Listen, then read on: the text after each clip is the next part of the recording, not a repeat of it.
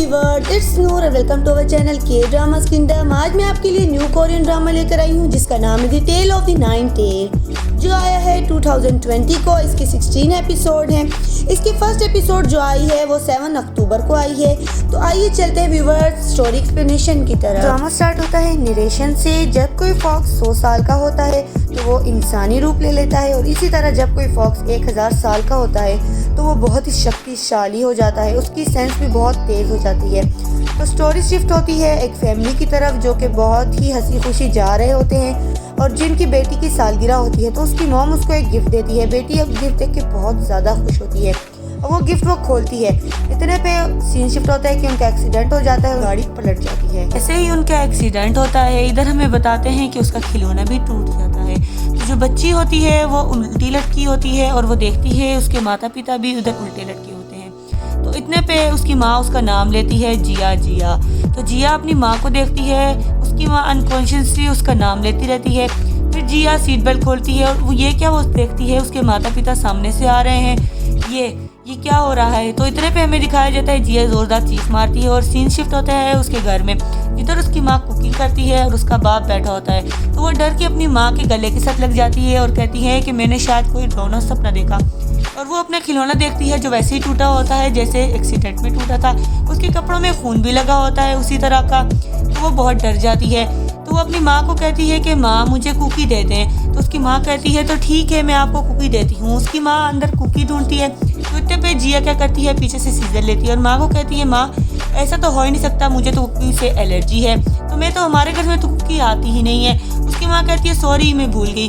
फिर कहती है मेरी माँ तो भूल ही नहीं सकती क्योंकि मेरी माँ एक डॉक्टर है। हम जैसे कि देखते हैं जिया उस सीजर से उस पर वार कर देती है और उसको जख्मी कर देती है। इसके बाद उसका गला दबोचती है और कहती है मैं ही तुम्हारी माँ हूँ।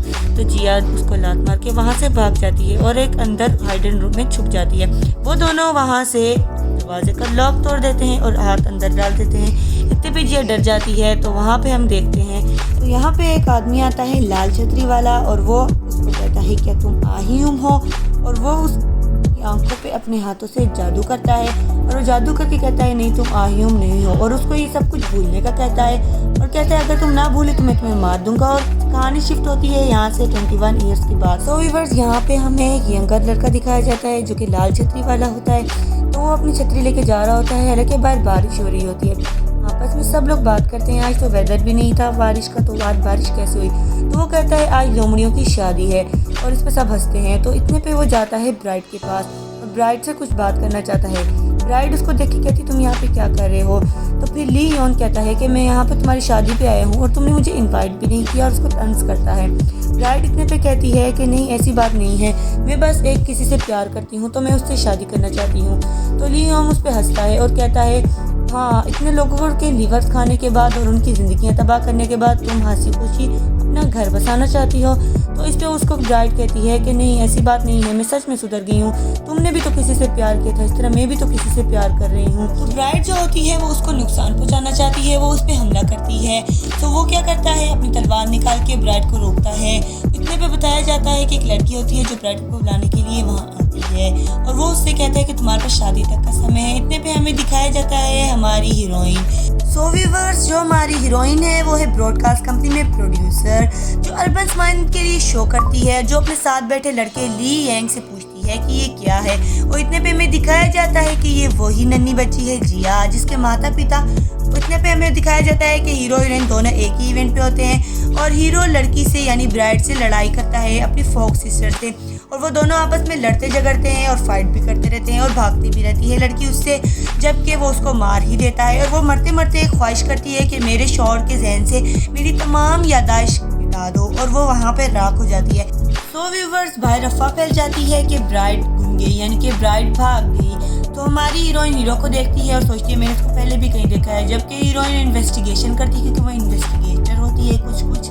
तो वो देखती है वहाँ पे धब्बे लगे होते हैं खून के, और उसको वहाँ से मिलता है कुछ इस तरह के बाल। तो वो बालों को उठा के चली जाती है वहाँ से। तो सीन शिफ्ट होता है इन बालों की तरफ। जब सो व्यूअर्स, फोरेंसिक रिपोर्टर उसको बताते हैं बाल किसी फॉक्स के हैं और ये बाल किसी रेड फॉक्स के हैं। तो इतने पे कहती है फॉक्स यहाँ पे कैसे आ सकते हैं, जबकि हमारी तरफ तो सारी फॉक्स पे GPS ट्रैकर रखे होते हैं। तो इतने पे कहता है फॉक्स जब भूखे होते तो कहीं भी आ सकते हैं। वो उसको कहती है फॉर योर इन्फॉर्मेशन मैंने 2 साल इन पे काम किया है, मुझे नहीं लगता कि इस बाल किसी फॉक्स के हैं। तो इतने पे फोरेंसिक रिपोर्टर घबरा जाता है और किसी को कॉल करते हैं और वहाँ से कॉल रिसीव नहीं होती है। तो सीन शिफ्ट होता है हमारे हीरो की तरफ, जो कि बच्चे को देखता है, बच्ची का बैलून उड़ जाता है। तो बच्ची का बैलून अपने मैजिक से वापस ले आता है। तो पीछे खड़ा बच्चे सब कुछ देख ही रहा होता है। तो इतने पे उसके पास आता है और कहता है कि तुम क्या एलियन हो? तो कहता है नहीं मैं एलियन नहीं हूँ, मैं फॉक्स हूँ। तो बच्चा उससे मुख्तलिफ सवाल करता है। इतने पे कहता है क्या तुम फॉक्स हो? तो ली कहता है जी मैं फॉक्स हूँ और मैं 9 टेल फॉक्स हूँ। तो इतने पे बच्चा कहता है तो फिर तुम तो 1000 साल से बड़े हो गए। कहते हैं जी बिल्कुल मैं 1000 साल से बड़ा फॉक्स हूँ। और कहता है तुम किसी का वेट कर रहे हो? कहते हैं हाँ मैं किसी का वेट कर रहा हूँ, मैं अपने प्यार का वेट कर रहा हूँ जो मुझे बहुत ही जल्द मिलेगा। तो यहाँ पे हमें बताया जाता है ली एक ऑफिस जाता है। दरअसल वो जिसके पास जाता है वो भी एक फॉक्स होती है। तो वो इस फॉक्स के लिए पिछले 600 साल से काम कर रहा होता है।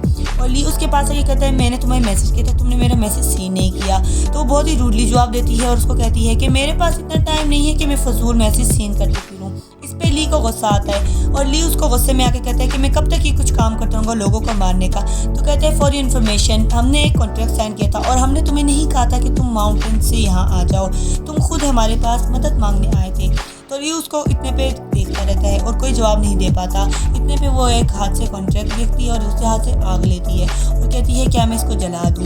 तो ली इतने पे उसको फूंक मारना शुरू हो जाता है और डर जाता है। कहता है नहीं इसको जलाना मत, चलो मैं तुम्हारी बात मान लेता हूँ। और वो उसकी बात मान लेता है। तो फिर इतने पे दोबारा सीन शिफ्ट होता है उस डॉक्टर की तरफ जो किसी को कॉल कर रहा होता है और वो कॉल ली को कर रहा होता है। तो उसके बाद ली रैंक उसको CCTV फुटेज बताता है जिसपे छतरी वाला जा रहा होता है। तो वो उसको देखती है और उसको नोट करती है कि वो यही था जिसको मैंने देखा था। उसके बाद हमें बताते हैं कि वो जो डॉक्टर होता है वो ली के साथ बैठा हुआ होता है। और सो व्यूअर्स हमें पता चलता है यानी कि ये दोनों के दोनों ही फॉक्स हैं और ये जाते हैं बिल काउंटर पे बिल जमा करवाने जहाँ रेड छतरी वाला लड़का वांटेड होता है। सो इतने पे रिसेप्शनिस्ट बोलती है कि तुम इस रेड छतरी को अवॉइड करो और वो गंदा सा मुंह बना के उसको कहता है कि मैं तो इसको नहीं छोड़ूंगा, मुझे पकड़ते तो पकड़ के बताएं। सो इतने पे हमें बताते हैं कि जो लड़का होता है ये हमारी हीरोइन जिया के पास बैठा होता है और उसको बोलता है कि तुम रेड छतरी वाले लड़के को ढूंढ रही हो। सो जिया उसको बोलती है तुम्हें कैसे मालूम? तो वो कहता है मुझे मालूम है। तो कहती है तुम क्या काम करते हो? तो कहता है मैं 9th लेवल में पढ़ता हूँ। जिया उसको कहती है तुम्हारी प्रोफाइल और जूते नहीं मिले, तुम 1 नंबर के जूते हो। तो इतने पे वो उसको बोलता है वो योगो में यानी कि उसने उसको देखा हुआ है। तो जिया उस पर ना यकीन करके वहाँ से चली जाती है। सो गाइस ये क्या होता है, ये भी एक फॉक्स है। ओ माय गॉड ये भी फॉक्स निकला। सो व्यूअर्स ये जो बंदा है ये बहुत ही आगे घपला करने लगा है, इसकी गड़बड़ियाँ आप आगे देखते जाएंगे, इसको याद रखिएगा। सो हमारे हीरो को कॉल आती है और हमारा हीरो जौन सा है वो कॉल रिसीव करता है और ये वो बंदा यही होता है जो उसको कॉल करके क्या कहता है सुनिए। वो उसको कहता है कि मैंने सुना है कि तुम अपनी मरी हुई गर्लफ्रेंड को ढूंढने ज़मीन पर आए हो और तुम उसको ढूंढ रहे हो आजकल, तो मैं तुम्हें बताऊँ वो कहाँ है। इतने पे हमें वो लड़की दिखाई जाती है जिया जो उसके बताए हुए पते पर आती है, जो बस के पास खड़ी होती है। जो वहाँ से फ़कीर होता है, फ़कीर उसकी टांग पकड़ लेता है और उसको बस में नहीं चढ़ने देता और बस वहाँ से चढ़ जाती है। वो वहाँ पे रेड छाते वाले को देखती है और उसको देख के वो हैरान हो जाती है कि यहाँ पे क्या कर रहा है। सो व्यूअर्स इधर हमें बताया जाता है जो जिया है वो फ़कीर को उठा के लेके जा रही है अपनी कंधों पर और फ़कीर उसकी गर्दन दबाने की कोशिश कर रहा है और वो उसकी आहिस्ता आहिस्ता गर्दन दबा रहा है। तो जिया जो होती है वो इरिटेट होती है और इरिटेट होके जब उसको सांस नहीं आ रही होती तो वो फ़कीर को नीचे कर देती है, यानी नीचे फेंक देती है और वो टैक्सी को रोक देती है और वो टैक्सी में बैठ के जा रही होती है। पीछे देखती तो फ़कीर कहीं भी नहीं होता, यानी कि फ़कीर वहाँ से चला गया होता है। सो गाइस जिया आती है एक्सीडेंट पॉइंट पे जहाँ उसका और उसके माता पिता का एक्सीडेंट होता है, वहीं उस बस का भी एक्सीडेंट होता है। सो जिया जाती है उस बस के अंदर और देखती है कि इस बस के अंदर उसको कुछ मिल जाए, जहाँ उसको एक लड़की मिलती है, वही लड़की जिसको उसने बस स्टॉप पे देखा होता है। और यहाँ हमें दिखाया जाता है वो रेड छतरी वाला जिसके हाथ में खून लगा होता है। अच्छा तो यहाँ जिया इन्वेस्टिगेटर ऑफिसर को बताती है कि वहाँ बस में लड़की के अलावा कोई और भी था। तो वो लड़की के पास आती है और उसको कुछ तस्वीर दिखाती है उस रेड छतरी वाले की। तो उसको देख के वो काफ़ी डर जाती है और वो बहुत नर्वस भी हो जाती है। सो गाइस यहाँ पे हमें बताया जाता है कि जो हमारा जो हीरो है वो हीरोइन से मिलने आया है, यानी कि जिया से बातचीत करने आया है। जिया उसका नाम पूछती है लेकिन वो बहुत रूडली बिहेव करके बताती है कि तुम खुद पता लगा लो मेरा नाम। और जिया बहुत कोशिश करती है कि किसी तरह किसी चीज़ को हाथ लगा ले ताकि वो उसका फिंगरप्रिंट हासिल करे, लेकिन किसी चीज़ को हाथ नहीं लगाता। तो जिया उसकी तरफ अपना पर्स बढ़ाती है और कहती है इसमें मेरा बिजनेस कार्ड है, मुझसे कांटेक्ट करो। वो उसको कहता है ये तुम अपने पास रखो, मुझे इसकी ज़रूरत नहीं और आइंदा हम कभी भी नहीं मिलेंगे।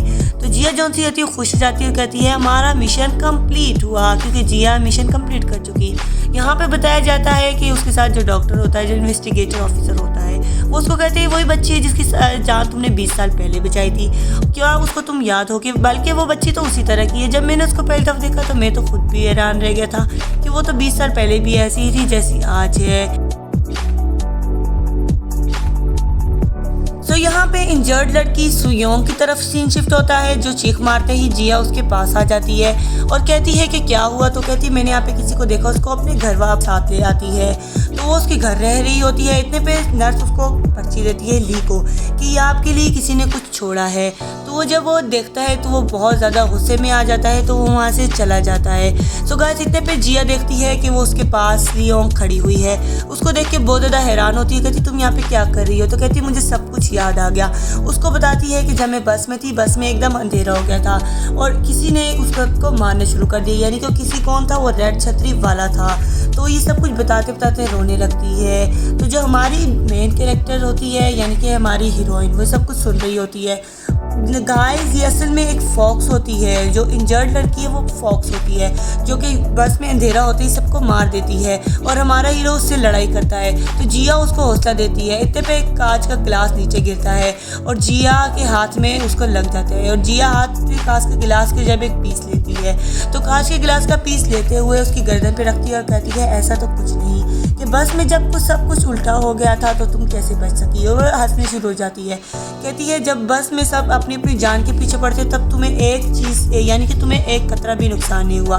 तो वो इतने पे फॉक्स जाहिर हो जाती है। सो व्यूअर्स ये वही लड़का होता है जो जिया को गलत एड्रेस देता है, जो जिया को हीरो के बारे में बताता है। सो वो जिया पे हमला करता है और बोलता है कि तुमने ये सब कुछ जो किया रहा है वो कर, वरना तो तुम्हारे लिए अच्छा नहीं होगा। और जिया को कुछ लिखा हुआ दिखाता है। जिया उसको पढ़ के बहुत हैरान होती है और इतने पे हमारा मेन लीड कैरेक्टर आ जाता है। वो उस पर हमला करता है और कहता है इससे दूर रहो।